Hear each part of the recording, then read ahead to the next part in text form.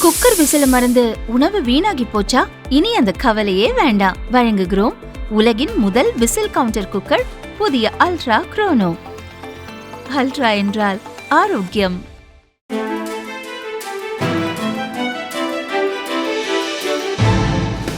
தட்டை, சீடை, முறுக்கு, ரிப்பன் போகடா, அதிரசம், என்ன வேணாலும் செய்யுங்க. ஒரே ஒரு 5 லிட்டர் இதய மந்த்ரா கடல் எண்ணெய் பேக் ஒரு மாசம் முழுசுக்கும் அத்தனை சமையல முடிச்சு விடலாம். இதய மந்த்ரா. நடிகர் விஜயின் தாவேக கட்சி திருவண்ணாமலை தெற்கு மாவட்ட செயலர் பாரதிதாசன் சமீபத்தில் வீடு கட்டி குடியேறினார். ஜூன் 8 கிரகப்பிரவேசம் நடத்தினார்.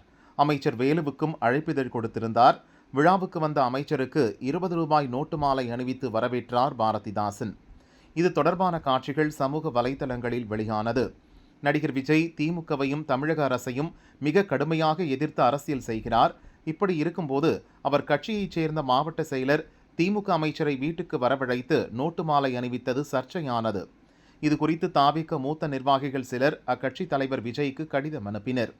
உடனே கட்சி தலைமை இது தொடர்பாக பாரதிதாசனிடம் விளக்கம் கேட்டது.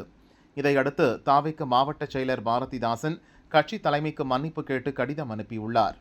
திருவண்ணாமலையில் நான் கட்டியிருக்கும் புதிய வீட்டு கிரகப்பிரவேசம் கடந்த 8 நடந்தது. நிகழ்ச்சிக்கு நண்பர்கள் கட்சியினரை அழைத்தது போல என்னுடைய குடும்ப நண்பரான அமைச்சர் வேலுவையும் அழைத்தேன். அவரும் வருகை தந்தார்.